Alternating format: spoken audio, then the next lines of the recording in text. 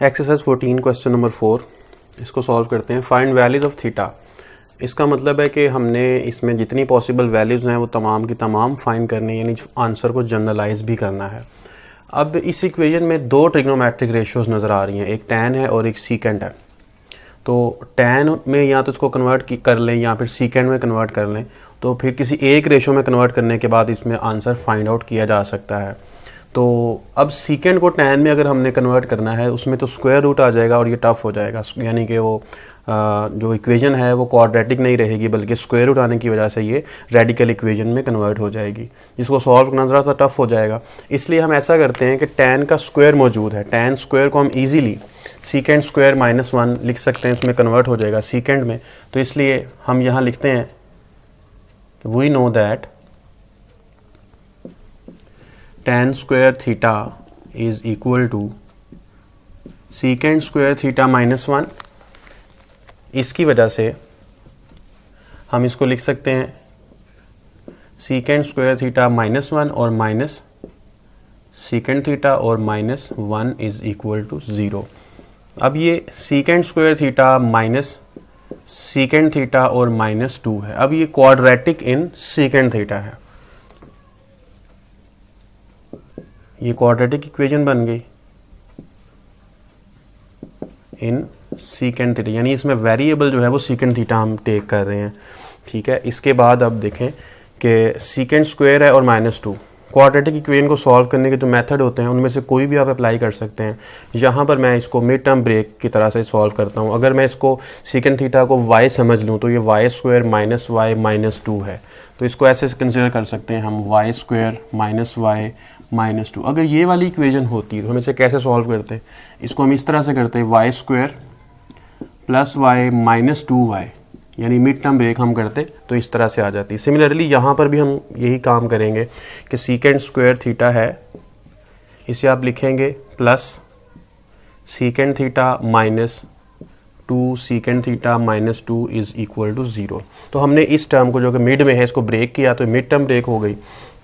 अब अगर आप इन दोनों को ऐड करते हैं तो इसके इक्वल आता है, इन दोनों को मल्टीप्लाई करते हैं तो वही आंसर आएगा जो इसको और इसको मल्टीप्लाई करके आता है।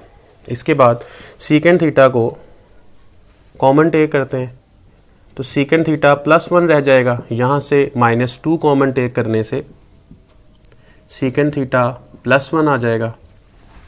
अब सीकेंट थीटा +1 दोनों ब्रैकेट्स लिखी हैं यहाँ पे, तो कॉमन आता है दोनों टर्म्स में से, तो लिखते हैं सीकेंट थीटा +1 और secant theta -2 is equal to 0।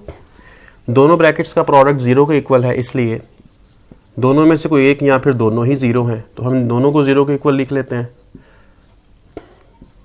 ताकि थीटा की वैल्यू फाइंड आउट की जा सके। तो इसको मैंने लिख दिया। अब सीकेंट थीटा जो है ये इक्वल आ जाएगा -1 के, और यहाँ से सीकेंट थीटा की वैल्यू मिल गई हमें +2। ये रफ था। इसके बाद अब हम सीकेंट को कन्वर्ट कर लेते हैं कॉज में ताकि हम थीटा की वैल्यू को फाइंड कर सकें। तो सीकेंट को लिख सकते हैं 1/cos, इनका रेसिप्रोकल कर लें बोथ साइड्स, तो 1/cos की बजाय cos/1, और -1 होगा 1/-1, वो भी इसी के इक्वल आता है।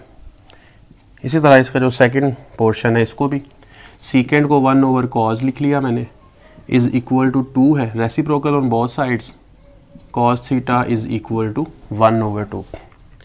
अब ये क्वाड्रेंटल एंगल है, इसके लिए हमें क्वाड्रेंट देखने की जरूरत नहीं है क्योंकि cos थीटा की वैल्यू -1 किसी क्वाड्रेंट में नहीं होती बल्कि क्वाड्रेंटल एंगल होती है, क्वाड्रेंटल एंगल पर। तो क्वाड्रेंटल एंगल कौन सा है जहां पर cos की वैल्यू -1 आती है, वो है पाई। ठीक है, अब इस पाई को जनरलाइज हम बाद में करते हैं, पहले हम इधर से वैल्यू फाइंड आउट करते हैं। As cos theta is positive, कौन कौन से क्वाड्रेंट में पॉजिटिव होती है वैल्यू इसकी, cos की, फर्स्ट एंड फोर्थ क्वाड्रेंट्स, इन दोनों क्वाड्रेंट्स में इसकी वैल्यू पॉजिटिव होती है। With reference angle, reference angle कौन सा होगा इसमें,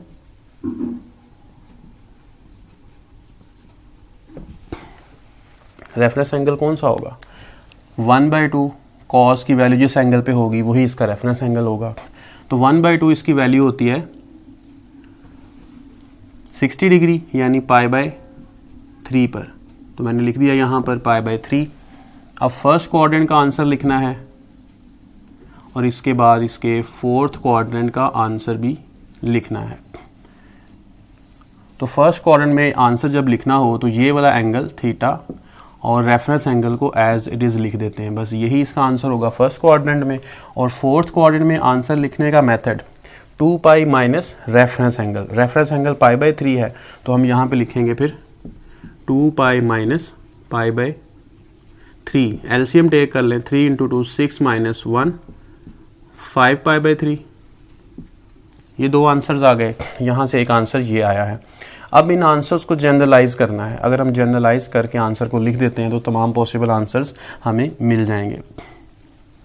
तो उसके लिए हम इसका पीरियड लिखेंगे as 2π is period of cos theta.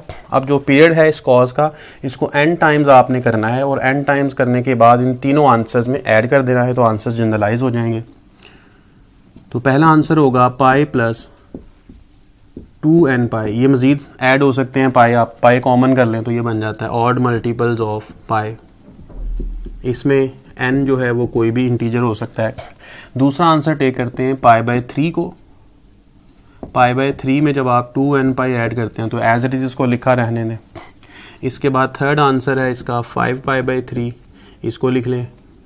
2nπ इसमें ऐड होगा और इन दोनों में n बिलोंग टू z है। अब इनको सोल्यूशन सेट में लिख लें। सोल्यूशन सेट में आप इसको लिखेंगे, पहले आंसर को 2n + 1π यूनियन लगा लें। इसके बाद π/3 2nπ फिर यूनियन लगा लें और तीसरे को भी सेट में लिख दें 5π/3 + 2nπ। तो ये इसका सोल्यूशन सेट है।